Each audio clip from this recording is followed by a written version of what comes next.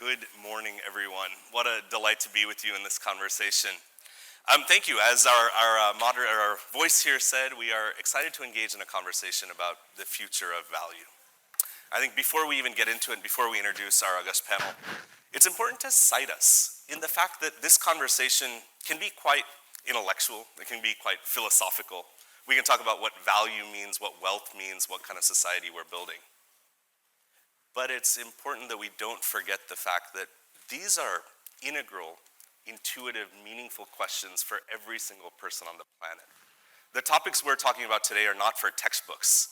They describe how every individual interacts with their neighbors, their businesses, their governments, how they think about these structures that are created for what it means to live a successful life, a good life, a life of meaning and purpose. And so as we engage in today's conversation, I'll ask us to always keep that in mind.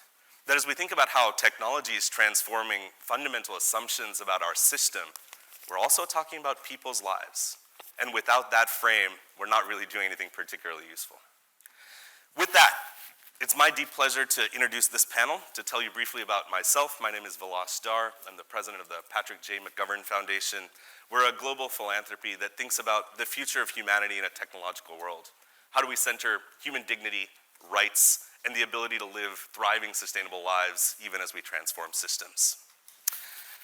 And I'm delighted to be here in a conversation with each of you.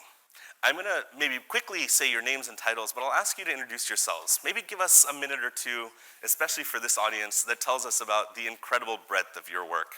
And from there, we'll dive into conversation. Joe Rosinsky, futurist and technologist for Thomson Reuters. Dr. Suzanne Roth, Chief of Knowledge at the Asian Development Bank. Duncan Cassbaggs, Counselor for Strategic Foresight at the OECD. We're lucky to have each of you. Duncan, maybe I'll start with you. Maybe give us just a couple of minutes on your professional remit. What are the kinds of things that you think about on a daily basis as you do your work? Okay, well, thank you very much, and greetings, everyone. Delighted to be here. So my title is Counselor for Strategic Foresight at the OECD. As many of you know, the OECD is a public policy forum based out of Paris, but with really a global mandate to improve public policy. Our motto is better policies for better lives. And my role is really to help bring futures thinking and strategic foresight to inform that work.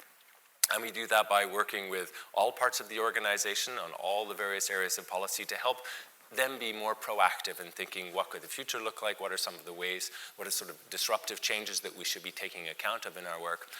The other role we play is to really lead global collaboration among governments and international organizations and others to conduct foresight together on some of the really most important global challenges that we all face. Thank you, Duncan. Dr. Roth, maybe we'll come to you next. Yeah, thank you.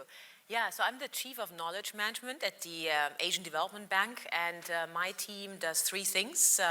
We look at corporate knowledge management, which is very interesting for a financial institution. How do you make sure that with money we actually move ideas and knowledge to our developing member country clients? The second area we work on is innovation management. How do we use knowledge and ideas to actually bring new technologies and new ideas for regulation to the forefront and can scale this with government? So my team leads the ADB Innovation Hub. And the third thing is we help government organizations, government agencies to manage their knowledge better. And obviously that is very much needed. As we hear, we need new ways of regulation. We need to make sure we retire old knowledge, we use new knowledge, we bring diversity into this. So that's what I do at the ADB. We talk about this old adage of knowledge is power. Maybe in today's conversation, knowledge is also wealth. Maybe we'll come back to that theme. Joe, maybe over to you. Absolutely. Joe Rosinsky, I'm based in Washington, D.C. I work for a company called Thomson Reuters. I'm a technologist and futurist, right? So the idea is that I've been in technology for my entire life, since I was a kid, trying to crack into things, open up devices, try to understand how they work at a fundamental level. Over the years, we're starting to see more and more trends, obviously using technology to better people's lives. So my role is really to try to understand what's going on at the forefront of technology, emerging technologies. So I spend a lot of time on AI, most specifically around blockchain. I've gotten involved for better or worse in blockchain via Bitcoin since 2011, built several currencies in 2017, worked on NFTs, and I'm currently involved in a DAO. We'll talk about that a little bit later. But for me, it's really about understanding the technology, and then how it can impact our lives. And so I educate people on these types of topics at the organization. You can tell why I'm so excited about this panel. We're about to dive into the discussion, but I will let you know that we'll have time for Q&A afterwards, so I'll ask you to think about questions you might want to ask of our experts here. But Duncan, let's jump in. The foundational question to some of this work is, we're talking about a transformation of value. In history, that term has meant a lot of things, but I think it's often distilled down to financial and economic terms. I have a sense that you have a broader vision for us of what we should be talking about. Tell us a bit about it. Well, thanks very much. Yes, so I think the place to start in a discussion about the future of wealth, the future of value, is to ask, how have we been measuring it so far? How have we been conceiving of it? And where could that go in the future? And as many of you know, the long-standing approach to measuring value and progress has actually been GDP, gross domestic product. It has a number of practical benefits of being simple to measure, simple to understand relatively. But even right from the start, it was understood to be a really imperfect measure of well-being and of progress. And so from the start, there have been a number of other approaches. And I'm proud to say that one of the most important and most rigorous versions of that approach is actually the OECD's own Better Life Index. I encourage many of you to go online and to look at the interactive model they have, which is fascinating because it allows you to actually weigh the different dimensions of this index according to your own views of what should count as most important for defining the better life, and then to be able to see how different countries and different regions perform on those measures. So I think this view of moving actually beyond GDP to ask ourselves what really matters, what do we care about, is fundamentally important, and there's been a lot of work in that. However, as we look to the future, I think this is a space that could grow tremendously. One of the factors driving this is actually just the explosion of data that we're seeing now coming from our various wearables, smartwatches, biometrics, and a number of other measures in our environment. Now, assuming that we can deal with the obviously tremendous privacy challenges associated with this, and this is indeed a huge challenge of our time, but we could imagine a kind of a world where, well, first of all, imagine that you and your own smartphone have got, your smartphone and the AI on it is helping you identify and learn yourself about what really improves your well-being. When is your subjective happiness and psychological well-being most promoted by different activities in your life, and to help you move beyond just sort of the immediate impulses that are rewarding you to actually what is helping you achieve your longer-term definition of your own well-being, and to sort of create a dialogue with you about what that would even mean for yourself. And then, of course, again, privacy concerns acknowledged, how could some of this information be aggregated at the global level, at the broader level for communities and for governments to be able to understand in real time and at scale, to sort of have the pulse on the finger of the actual well-being, so that you're not just putting out quarterly reports about the progress of the economy, but actually understanding how is your society doing, how are they improving. So this is not a technocratic or a data discussion, however. I mean, really what needs to happen as we think about the future well-being is to have a values debate about this. What are the most important things that we care about?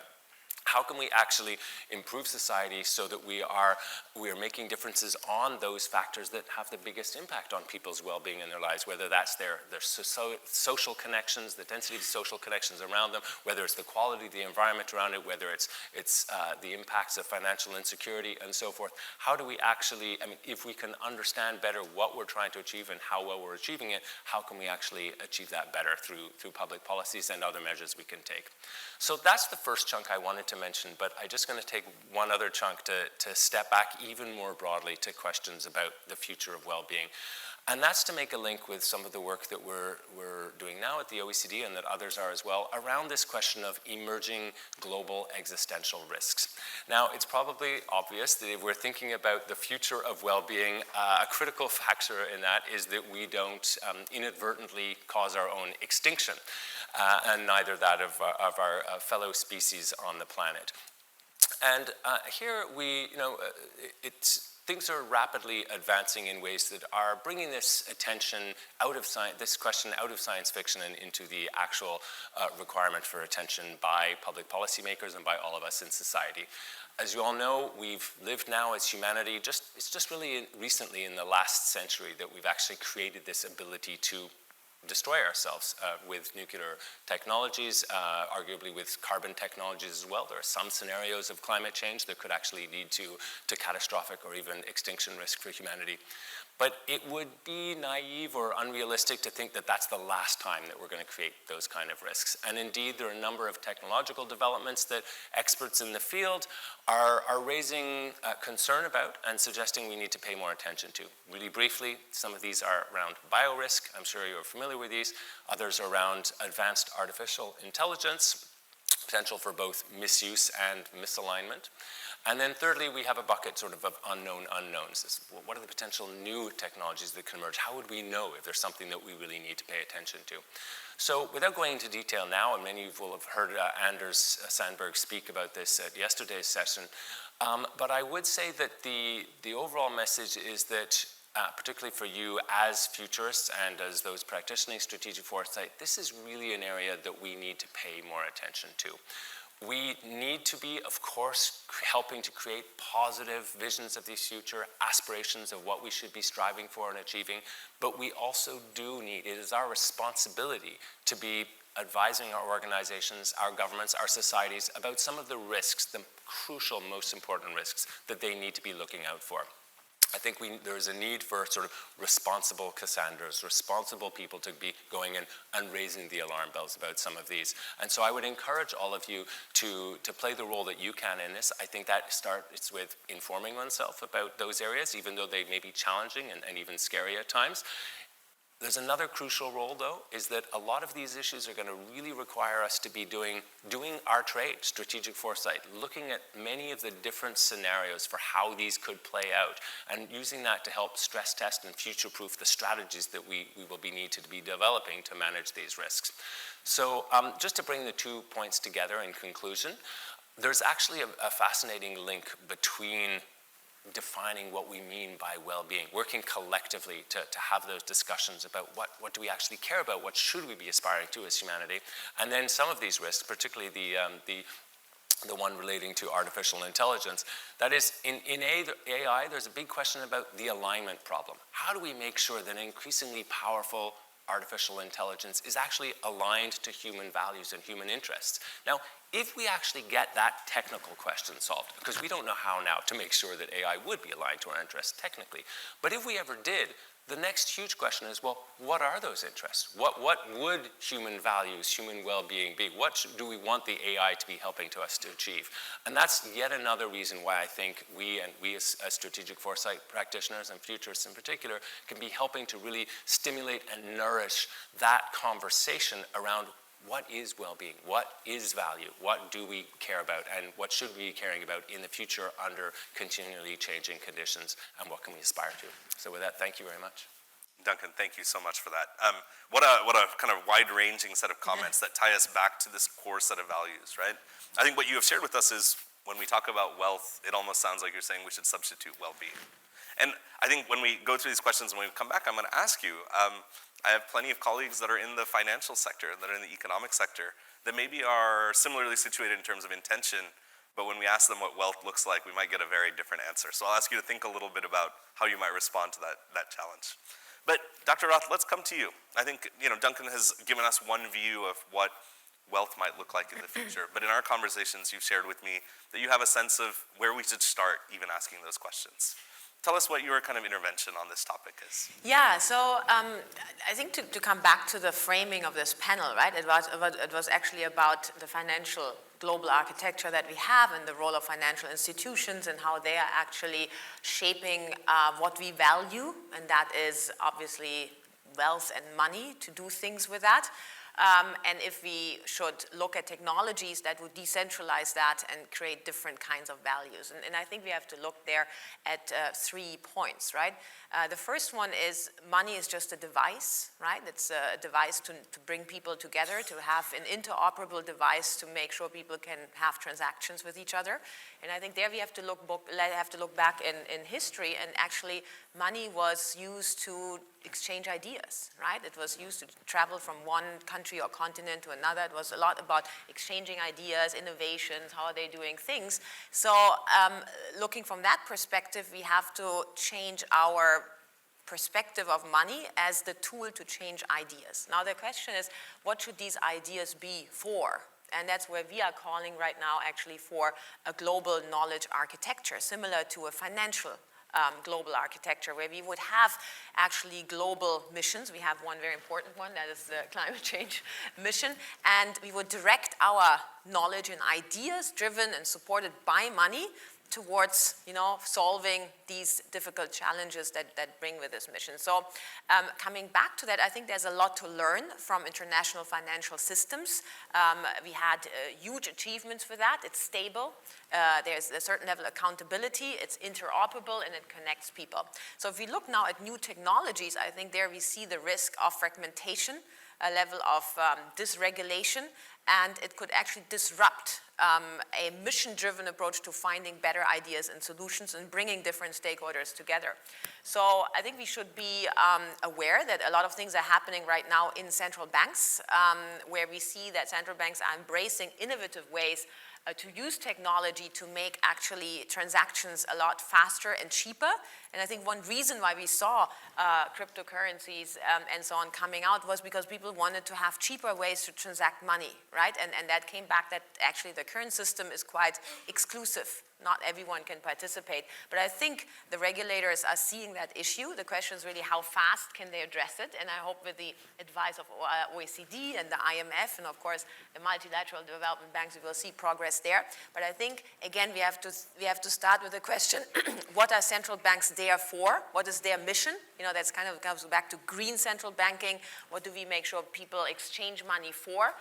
Maybe rather than consuming more stuff, which is currently an understanding of value and wealth is maybe consuming less but having more ideas and exchanging more ideas, and then thinking about how can we make that as efficient and fast and in a way regulated but decentralized as possible.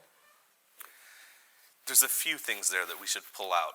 One is this idea of wealth as a matter of idea and knowledge transformation. I think that's so important to underscore here, right? Is that these instruments don't exist in some isolation. They exist as part of a system of human interaction. And so as we think about wealth in the future, what I think you're encouraging us to do is to expand our aperture, right? And move beyond money or currency to think about the transfer of value. Yeah. But I think you've also made a really important point that, Joe, I'm going to come to you to comment on, which is we're also in a moment in time where all of the mechanisms that we've created in order to do that, particularly in an analog world, no longer seem as concrete, as particularly relevant as they once did. Joe, you sit at the intersection of how new technologies are transforming these fundamental concepts of how we transfer value. Tell us a little bit about where you see this work today and where it goes in the future. Great question. So I think I should probably preface by saying that I am an absolute eternal optimist and a technologist. So those two together are probably pretty scary because the things that I might say are, when I start to think about these things, there is an immense amount of opportunity that we all know about, right? There's clearly a lot of things that are going on in the world today that we have to be very concerned about and work our darndest to try to solve. But the enabler for all of this, the reason why we're here is technology. I've heard several conversations with respect that sort of challenge that it is human first, but technology is what's pushing everything forward. And to that end, when we're talking about this panel and the opportunities that people have around the world that we've never had before, this is the time. We have leapfrog effect. So people that may have never been able to have access to a laptop or a standard desktop, maybe when I was a little kid I had something like that. Clearly not all over the world people did not have that. But now you have devices, Android devices, all over the world you can buy for $1. Now, yes, can you get access to internet from there? But when you can, what does that enable you to do? All right, everyone's heard of NFTs, right? So these non-fungible tokens, and more than likely you've heard about them because of the Bored Ape Yacht Club or the CryptoPunks, or these pieces of art that you're like, what in the world, why are we even talking about these things? That's the beginning. Now, move that aside. It's an NFT, so basically it's a store of value saying that this particular picture is something that's stored on the blockchain, which allows you to leverage and confirm that that is what that is. So it's a confirmation of something that you can possess. So that's the beginning. If you extrapolate out from that technology, you can now create deeds to property using an NFT, marriage license, deeds to your car, or anything else. 80% of the world is undeeded. People live on land that they do not have a deed for. That's how you develop wealth, is once you're able to prove that, using something like NFT, you can start to move in the direction of developing wealth for people that have never had that before. Opportunities. We all know what happens when you have a little bit of money, you're able to grow, hopefully, from there. There are also other opportunities through NFTs, play to earn. Now, this is sort of a random example, but it gives you an idea of where we can go with this. So there are these opportunities for play to earn, which means that kids all over the world who may have now an Android device they're paying $1 or $2 for, they get internet connectivity maybe from the town or the village that they're able to pool. They play video games, and you're like, what in the world? Maybe my kids do this all day long. They play it for money. They play it to get to a certain level, at which point in time, once they get to that level, they've received a specific NFT that someone like myself may want to have, but it takes such an inordinate amount of time to get there that I then pay for it instead, sort of jumping the line. But it's a model that people are starting to work on right now. That's one way. Second example and last example, and I'll stop talking about technology and how it's going to hopefully solve a lot of problems, is another way of actually generating money or wealth or self-well-being in terms of bringing the ability to contribute to something is again through NFTs, in the sense that now going forward, if you use some of these free open source models to generate AI, so a little bit of code that you've generated yourself, you can create an NFT around that. So it means that going forward, every time that that is used, you can sell it, you can lease it. It's baked into the smart contract so that you can stack a bunch of NFTs on top of each other, or algorithms on top of each other. They're all connected, such that the person that originally created that can get paid a royalty going forward into perpetuity. That's another way for people to enable a move forward within their own lives, leveraging this sort of technology. Joe, I'm inspired by all of these examples you have of where this work is happening, but I'm going to push you a little bit on this. I also am a technology optimist, of course, right? And I do think technology can do some really meaningful things. But I have to ask you a fundamental question. You've given us examples of where technology may create value. Tell us how this system engages and forces the idea that these technologies will only do good. Let me give you a little bit more on that question, right? These technologies certainly can do a lot of these things. But the number of people on the planet who know how to create and deploy these technologies is pretty small. Where do you see kind of the intersection between the global wealth frameworks that exist, between the people who are thinking about these foundational questions of creating better tech, and the kind of small community of folks who are actually creators? So this is what's so fantastic. We're now creating a creator environment, communities. Communities are being built because there's open source available. If you have access to a handheld device, again, very cheap these days throughout the world, not everyone has that. Totally understand that, but we're moving in the direction that people will. The applications that sit there that allow for people to leverage that, to use it, are incredible. Once they're able to sort of see this, and we heard about the literacy rate moving up dramatically over the last bunch of years, this morning at the keynote speak. The first question that you asked about this was for good. Like, how do we control this such that sometimes things can go askew and people are starting to leverage this for ill intent? It's the same thing that we've always had, the challenges that we've always had with any technology, the internet itself in the very beginning. And I was a little kid when it came out, and I started using bulletin boards before the World Wide Web. And I would go to the World Wide Web bulletin boards initially, play around with those, try to understand that. And then you got to the point of, okay, how do I leverage this? How do I use this? But with anything in technology, there is the use case for good and, of course, the opposite. And so it's up to us as leveraging governments, communities, people, to wrap our arms around that, to deal with those types of issues as we start to see them come up. And they will come up. They're already there. Dr. Roth, what do you think? You've given us a grounding in the idea that there's kind of a transactional, a critical kind of practical layer to this conversation. Now you're hearing kind of this element of, well, technology will hopefully fix everything. Somewhere in there, I think there's a question, right? And you work in the field of knowledge management, of practices deployed and created, of kind of the best ideas that are out there. How do you see this world evolving? Yeah. So maybe a few reflections on what Joseph said, but on the first one, I think important is we think about what technologies we have available and what knowledge we have available. And actually, a question here in the museum is we have to ask ourselves, what was the question? What problems did we want to solve, right? And I think that's why we need something like a global knowledge architecture that defines that helps us to define wealth in the future, right? You said, NFTs, we can actually, gamify this, and actually the Philippines is one of the first countries where they are now, through gamification, through games, are making money, and it's a big topic right now, as you can imagine, as we recover from the COVID crisis. But then it's again back to the values before. It's about making money. I mean, is that making money to buy something that maybe we don't even need? So I think there the question is, how do we create lives and an enabling environment for people to lead psychologically rich lives, where they are curious, where they want to solve problems, where they want to have different experiences. And there's actually an interesting research paper out there which showed that around only 17% of people, these are in 3 Asian countries and 1 European country, but the rest of the world have even less people who want to have psychologically rich lives and curious lives to solve problems. Most of the people would like to have happy lives. And as we define happy lives today is about having enough money to consume and to relax and to have a good life, how we define it, right? But that's not going to solve our problems. This will just perpetuate our understanding of wealth, creating more money to buy more things, to consume more things. So I think that's where our knowledge needs to come in. Number one, create more knowledge asset, create opportunities for people to be curious and ask these kind of questions and not just come with, solutions which you might not need.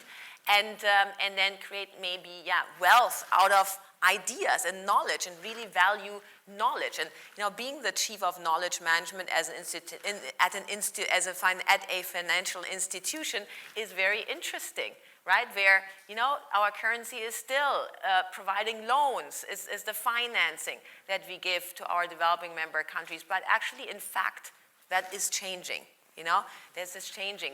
The governments would like to have partners to solve the difficult problems, to guide them through this era of uncertainty, to think about the future and the different scenarios, and to bring it back to foresight, and future thinking, which is the topic of this conference. I think this is really our role to play here, right?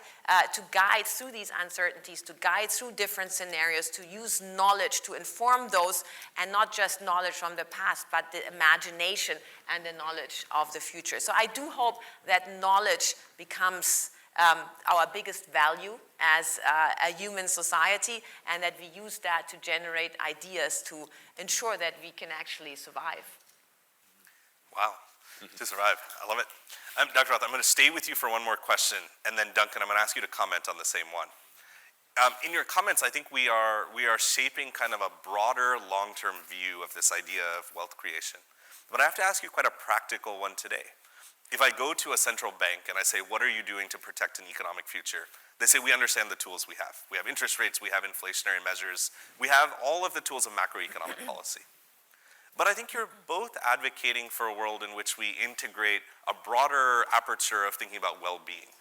And the question quickly becomes, well, who does that? What tools do they use to do it? And what do we do today to equip them to be able to do that for 20 years? Yeah. You've already spoken, and this is why I'll come to you for the first part of this question, about how institutions like the Asian Development Bank are asking these questions. But my question for you is, how are they doing, and what do we need to do to accelerate their capacity to do this work? They means? Institutions like the ADB. Okay, and governments, of course. I think what is interesting is when we started Future Thinking and Foresight in the Asian Development Bank around 2016, 17, we did something. I actually totally went out of my comfort zone. I'm a doctor. I'm a surgeon by background, so I also used a lot of knowledge to create my own career and recreate myself.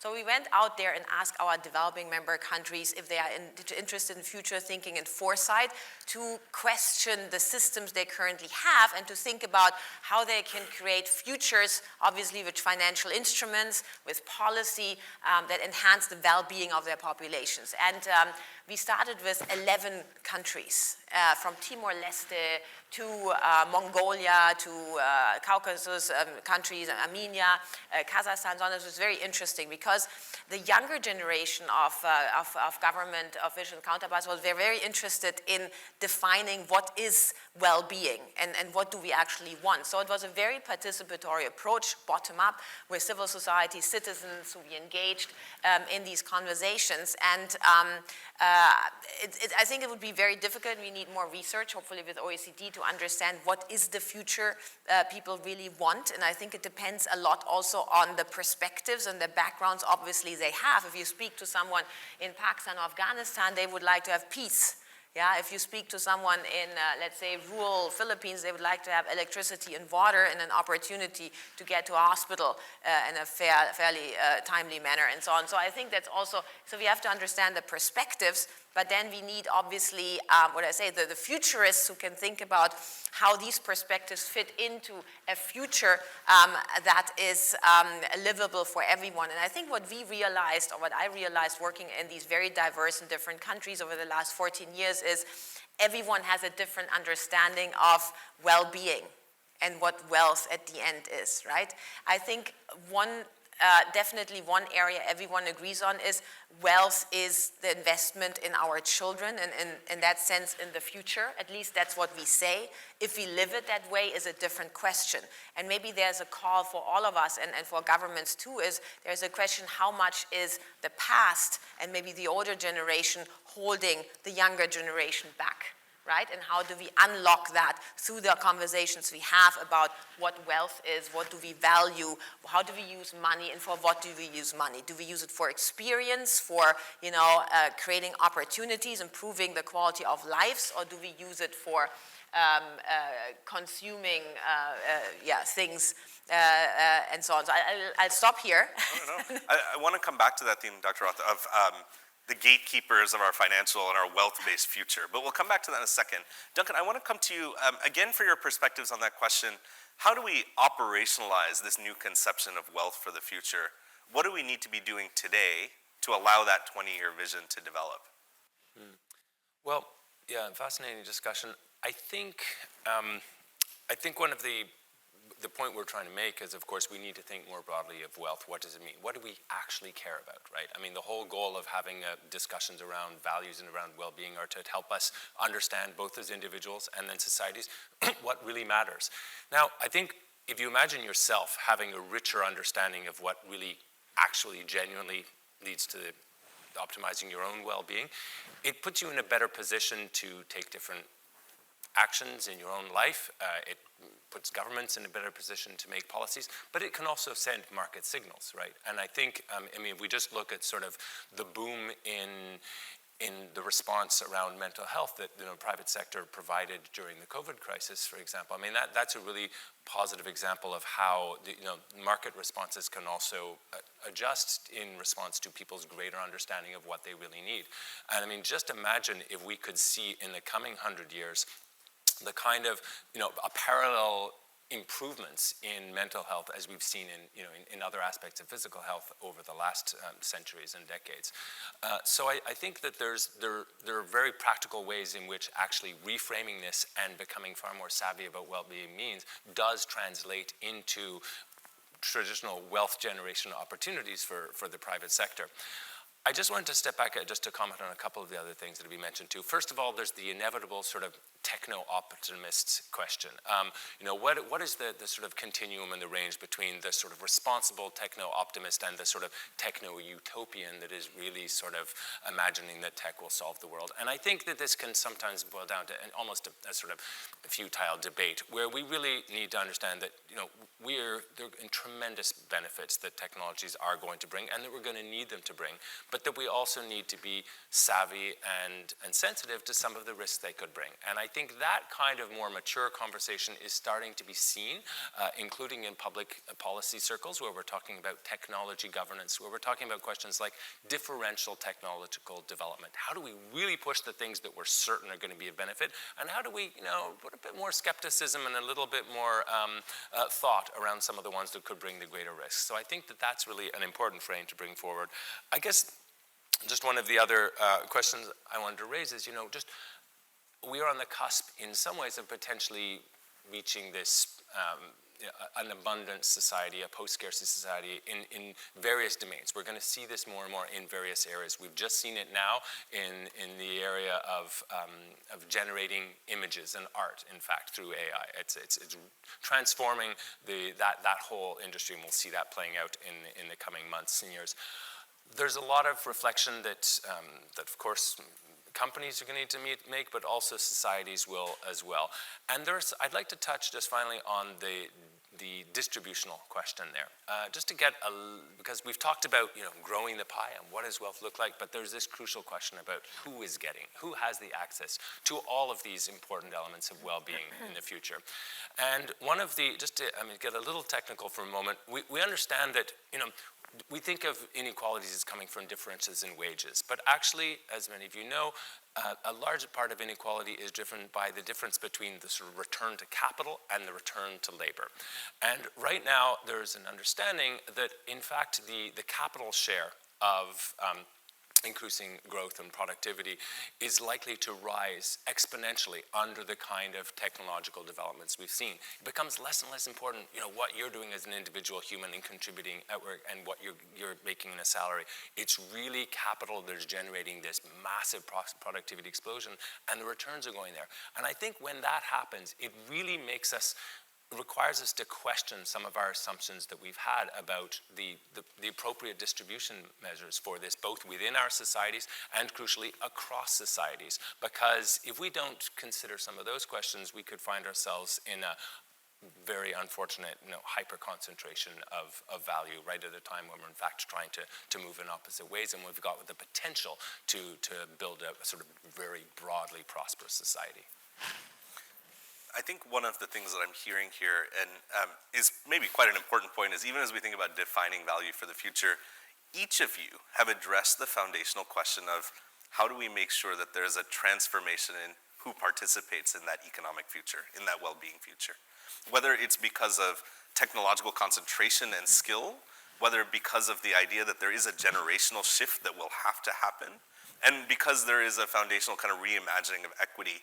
This is the world that we face where, we can talk about utopian views of a well-being and wealth-driven future, but there's a mechanism by which we have to get there. Joe, I'm going to come back to you, and I'm going to ask the same question to each of our speakers over the next couple of minutes before we go to our audience for questions. You've shared with us things like NFTs and blockchain. Duncan, you've spoken about this new kind of emerging field of creating AI-driven art.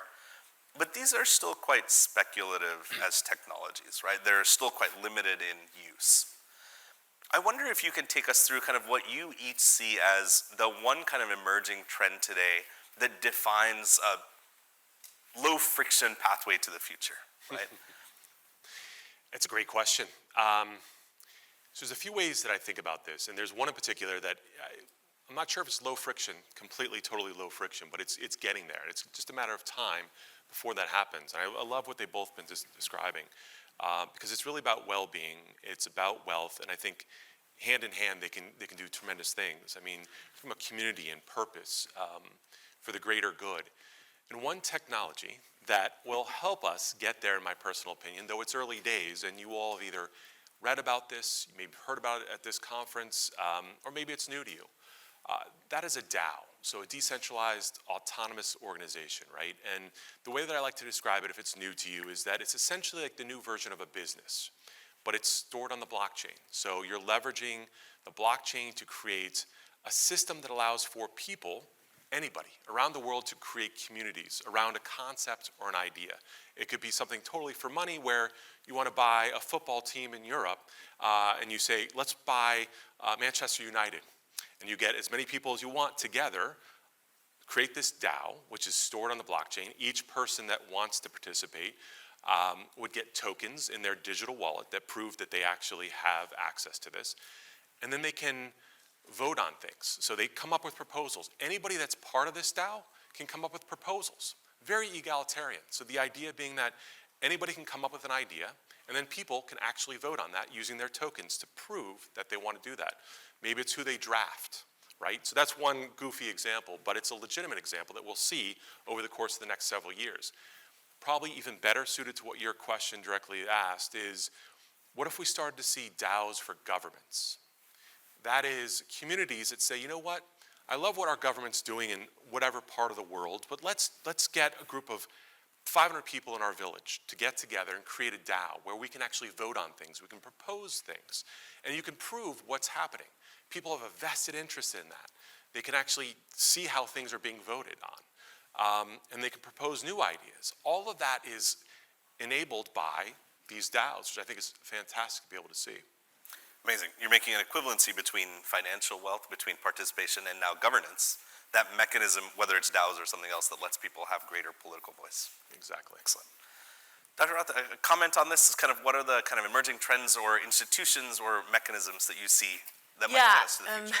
I mean, speaking from the world of knowledge, I think any technology that enables us to create relevant knowledge as fast as possible, maybe it's like mining, knowledge mining, to work to co-create together on solutions for certain challenges. I think that's the technology that we want to see, which is very connected to what you said, to DAO, but it's also very connected, obviously, to how do we finance then these kind of solutions that we would have identified. I think this is one of the biggest problems that we see in developing countries, access to finance to actually execute ideas. So that's something that we need technologies for that.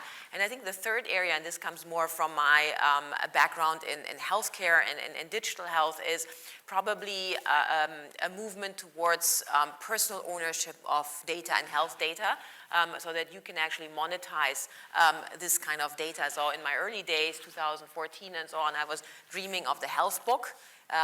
Everyone would have their entire health data and then, in one file, and then could actually monetize that, sell this or use it for other purposes, but it's actually owned by the individual. And of course, it would also require a certain level of education to understand what this health data actually means for oneself. I think this brings us back to how do we make sure that all these technology evolutions and advances and innovations are made so that we can use them well. And I think this brings us back to good choice architecture.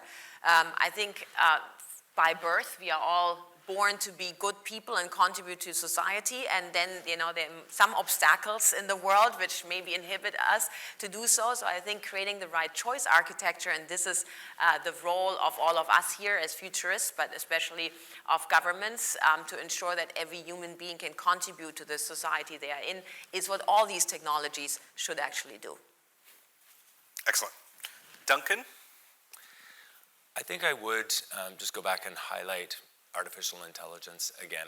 I know you may be jaded. You've heard a lot of hype about this over the last decades, but I would encourage us all to continue to pay attention or pay renewed attention.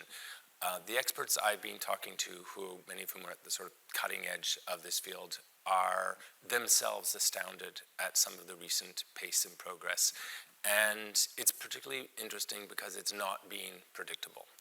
It doesn't sort of follow a necessarily linear curve. There used to be sort of a question, well, someone would say, well, okay, these large language models, they can do some cool things, but all these AIs, they're very narrowly focused. They can just sort of do one thing. Come and tell me when that's not the case. And well, it's turned out that some of the techniques that have gone into making AI more powerful at particularly narrow tasks are also leading it to be particularly capable at broader tasks. And we're seeing now that I believe it's one of the large language models that not only is able to do a fantastic job of suggesting the next sentence to you, but it is also able to code, and it is also able to control a robot in physical space. And so we're seeing that kind of broader generalization of these capabilities too.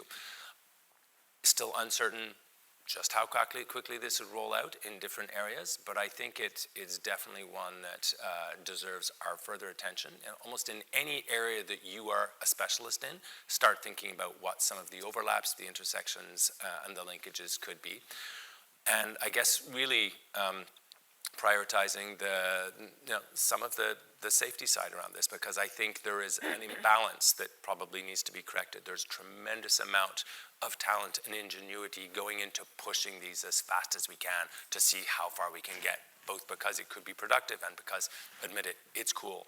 There's not as much attention into the equally important, potentially more urgent task of really making sure that we've got all of the safety mechanisms in place so that these AIs that we have now don't align with individual or societal human intentions. How do we get better at doing that, both at a technical perspective and then also in terms of legitimate decision-making about what we should in fact be seeking from these technologies. So that would be my one to pay attention to right now. Universal across these answers, and I think is so values representative, is each of you have spoken about a way of enabling better individual agency and shared decision-making, that the future of wealth isn't necessarily about any specific intervention. It is about a fundamental reconstruction of how we participate in defining that future. I want to thank you for that, very inspiring. We have a few minutes for questions from our audience, and I think we have a lot of questions, so I'm going to ask you maybe to introduce yourself very quickly and give us a brief question. We'll do brief answers, and we'll try to get through a couple of these. I think we have some folks in the audience with microphones. Please, go ahead. Thank you so much. Good morning, everyone. I am Deza Camilo. I am an investor, and I have some business related with fintech. And I own an accelerator in South America. And my question is related with something that you said already. There is an Arabic word, and just correct me if I'm wrong, it's istidama, means sustainability. One of the biggest challenge today for the startups and for entrepreneurship spirit is that we are looking for unicorns and this kind of gig economy, okay? And there is a criticism about this model because all your generation, they want to be rich like that. And we are not thinking about sustainability in terms of wealth. So now there is a new concept named, we don't want to be unicorns anymore. We want to be camels. The camels will survive in the desert. The camels will, for longer life. So my question for you guys, for example, I love your socks, by the way. It's how do you see the concept of sustainability in the ecosystem in terms of entrepreneurship? Because I think that they are part of this, economical movement that will lead, the wealth in the future. Thank you so much. Thank you. Joe, maybe to you. I think the fundamental question there is the idea of fast growth, aggregation of value, versus longer-term sustainable businesses and technologies. That is really a tough question, honestly, because the focus really is on looking at the most rapidly developed concepts and ideas. I think if we think about the bigger picture of how many people around the world will now have access to tools that they never had before, it's still going to be a race to what's the best concept, what's the best idea, what resonates for people in those communities. So how do you do that? I think it's driving forward the idea of building the community that opens the door for people of all cultures, all ideas to get together, share those ideas, and whatever resonates, whatever makes the most sense, they will bubble to the top. And it's in the concepts of the ideas of the people that are actually looking through these things to say, well, is this something that's sustainable? Is this something we should continue to focus like on the camel mentality? That's where they have to start to make those decisions at that point in time, but it's fostering that, yeah. I think so. Anybody else? Or we can go back to the audience. Maybe back to the audience. Let's try to get I some think more maybe questions. one point there, which is interesting, right? We also, ADB, set up an ADB venture fund to actually help with venture capital in the venture poor area in Asia. And I think the challenge is always, are we looking for financial sustainability and business models that survive and that meet the current trends and needs, or are we looking for sustainability in a environment, climate, social sustainability aspect, right? And I think we are in a space right now where there's a lot of experimentation on how do we achieve convergence and how do we know how to also nudge convergence, right? And that links to the right policies, the right financial instruments, the right kind of mindsets, and people are working on that. And probably we haven't found the secret sauce yet, and we need a lot more experimentation to see sustainability, financially making money, and sustainability for social governance and environmental aspects. So I think that is the most exciting space right now. Again, we need a lot of knowledge for that and manage that kind of knowledge. Amazing, thank you. Very good. Maybe here in front, if there's a microphone, folks? Oh, sorry, in the back. Go ahead. All right. Then we'll try to come to you as well.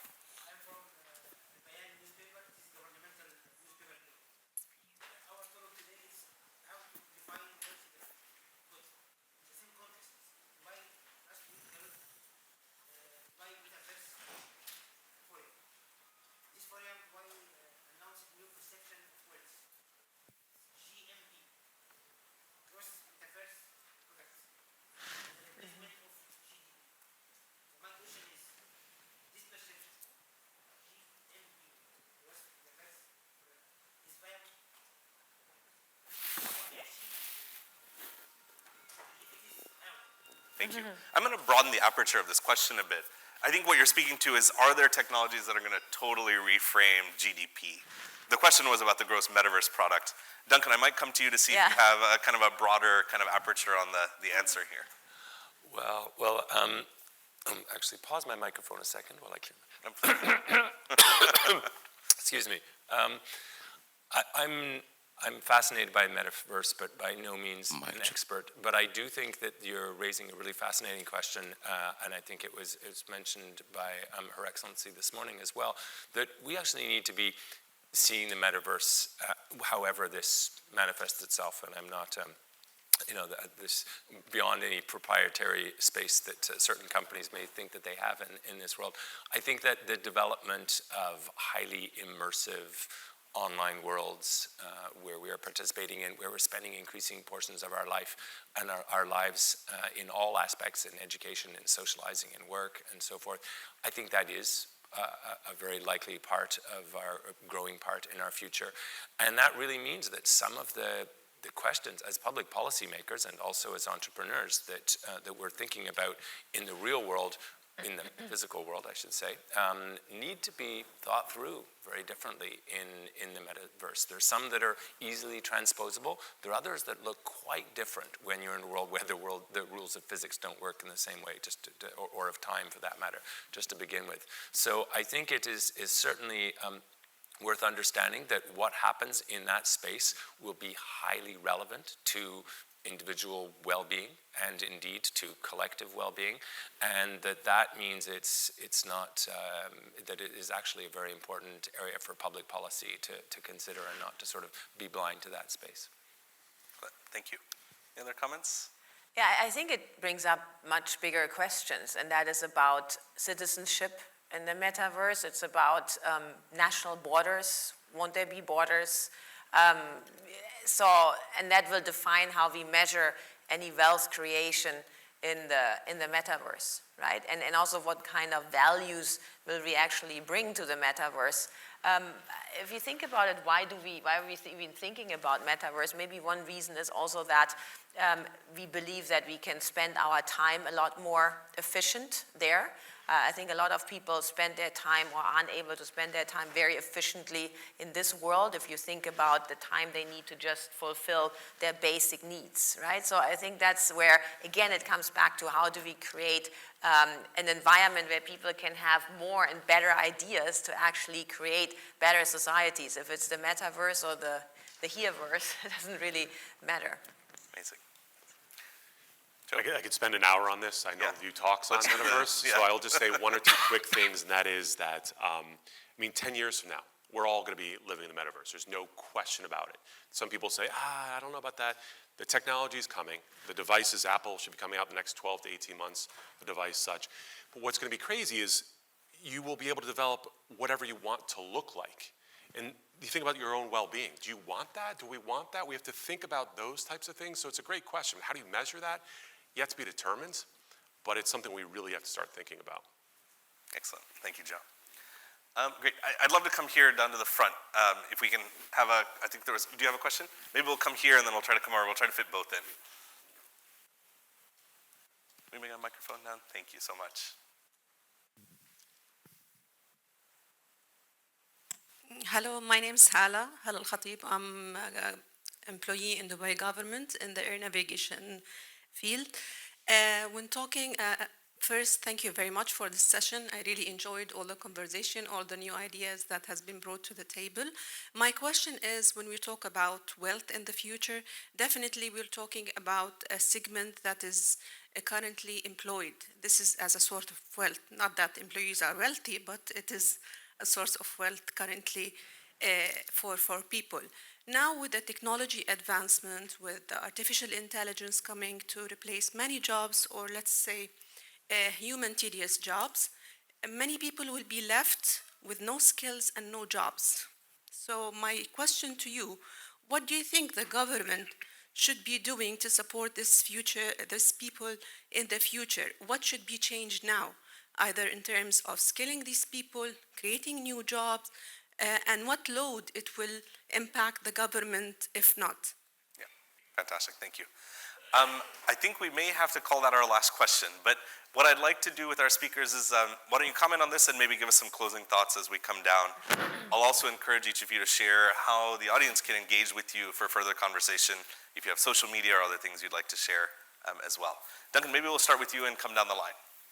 Okay, well, thank you very much, all of you, and thank you for that final question as well. I think it's an excellent one. Of course, there aren't simple answers to this. We know that there will be a huge amount of disruption, and one of the first things we can do is at least sort of acknowledge that and begin to prepare for that more. I do think that the one positive lining on this is that if we see the amount of disruption that we potentially could around, the number of tasks, the number of jobs that are essentially automated as advances in technology continue, that will be generating it'll only happen if it's generating massive productivity gains. This is happening because it can increase the wealth, increase the goods and services that are offered, that are available. So it really then does become a distributional question. And I think, obviously there are concepts such as the universal basic income going around, and there's probably a larger part for those. Many of you will be familiar with the arguments, but that's not the only thing, of course, that one can do as one is trying to find policy measures to help the effects of this on the population. And there is still a lot of room to be done in the sort of broader suite of job training, but that it goes beyond just sort of training for specific jobs, but building that kind of broader resilience. A lot of those things are actually quite aligned with the sort of things that we also want to do to help people achieve their well-being. People who are better mental health, better generally off in their well-being, are more likely to be productive and adaptable under a range of circumstances too. So a lot of these things sort of come together. I guess my final words would just be to encourage you all to, as futurists, to bring your practice to the most important issues. I've never met an issue that didn't require or wouldn't have benefited from the application of foresight. But we are in a very interesting and a very important time in human history. And I think it's going to need all of our talents and all of our efforts deployed on really the most important questions for public policy, for our societies. I think there's a crucial role that all of you can bring in that exercise, really to helping us think proactively about the future, to be challenging some of our assumptions and asking ourselves the important questions, the uncomfortable questions that don't always get asked about where do we really want to be heading, what are we shooting for, what is well-being look like to us. So I encourage you all in that. Any of you who would like to be in touch with us at the OECD and become involved in some of the global foresight initiatives that we're leading, I certainly encourage you to reach out to us. You can look up OECD Foresight, and then the simplest way to reach us is at foresight@oecd.org. That's simple. Awesome, Duncan. We're over time, so give us the Twitter version, 160 characters or less, and your social media, and we'll try to do this quick. Okay, so first point, automation. I think we have to think about where we automate to become more efficient or more productive or really create more innovation, right? And that requires investment in education and skills development. So maybe that to your point. So be more deliberate about what gets automated and where we use artificial intelligence or not. So it has to be regulated in that sense. I think the next point, coming back on how do we change the system, and maybe this is back to the gentleman's question about the metaverse, is we have an opportunity to actually measure what we value, right? So we can change the system now. It's all sorry to say it, man-made. Women did not participate much in the world we created, in the financial architecture we have. Yeah, so we have a fantastic opportunity now to change what we measure, and that is we recreate what we actually value. Fantastic, thank you. And I'll just leave with one quote. 90% of the jobs that exist in 10 years from now don't exist today. So there's an immense amount of opportunity ahead. Amazing, I love the optimism. Thank you all. We've scratched the surface of a very deep conversation today. Thank you all for your engagement. Thank you to our speakers. Thank you. If you'd like to continue the conversation, I'm at the Patrick J. McGovern Foundation at Velocity. Thank you all very much. Have a great day. Thank you. Oh my gosh, amazing.